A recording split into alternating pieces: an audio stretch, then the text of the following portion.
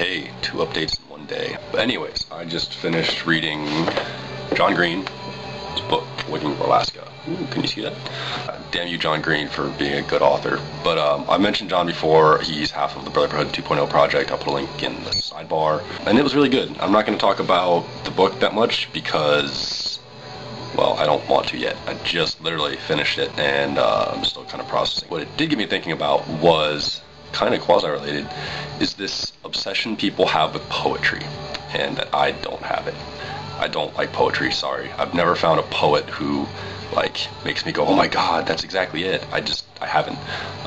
So not a big poetry nerd, and like I said, I haven't found one.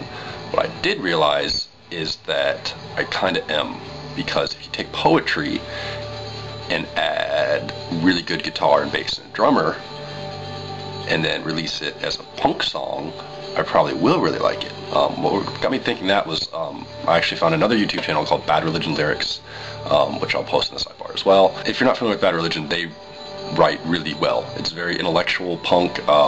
Usually when I get one of the new albums, I grab a dictionary, because there's a good chance that I'm going to not know a couple words when I'm reading the liner notes. This kind of all came to me. I was reading the lyrics to the song Broken, which is one of theirs. I guess I could post a link for that as well.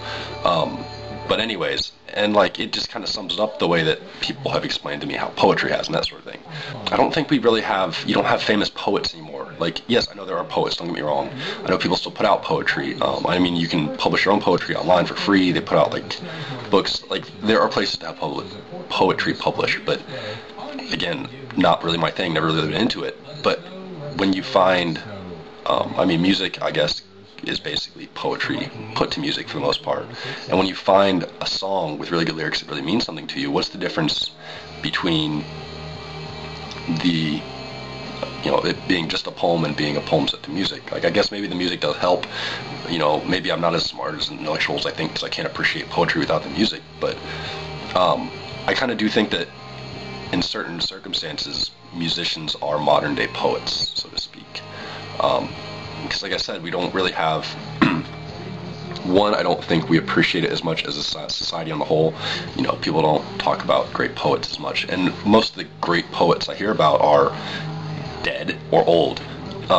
Again, I might be oversimplifying because I'm not a fan personally, and if you've watched this or know me and you know my musical taste, and you can point me toward a poet who you think I would really, really like, sure, definitely, I'm always reading something, so send it to me, I'll check it out, and if I like it, cool. If not, I'm not going to degrade you or, you know, never read any more poetry again. I'm just going to say, it wasn't really for me.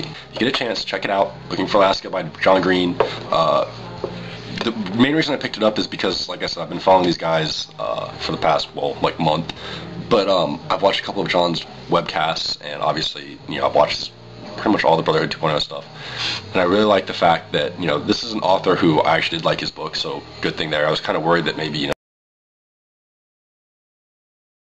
so yay for dead batteries in the middle of my nice little monologue. So I guess we'll pick that up where I think I left off.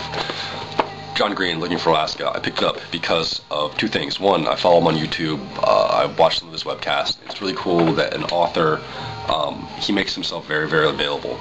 You can catch his webcast, you can ask him questions about his books, you can ask him questions about other books, and he gives legitimate, honest answers. I mean, if you can, obviously. Like, you know, you can't always answer every question in complete depth. It's not quite the same as sitting down and having a very precise conversation face-to-face with someone, but still, you can get it out there. And you know, makes himself very available. Like I said, he thinks, which is always fun. The other reason I picked it up is I was in Borders getting books, getting gifts, and yeah, I don't think you'll be able to see that, but can you? Yeah? $8. Given it was very short, not super short, like just over 200 pages, which, meh, that's not bad. I mean, that's a little bit shorter than what I normally read, but still, that's cool. I mean, I was kind of like, okay, well, I can drop $8 on a book, and it was worth the $8 for sure.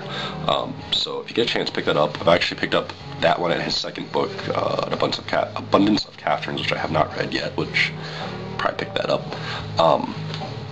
So yeah, that's about it. Yay for dead batteries. And yeah, so this will be fun to edit, and I'll probably go to bed about 5 a.m. See y'all later.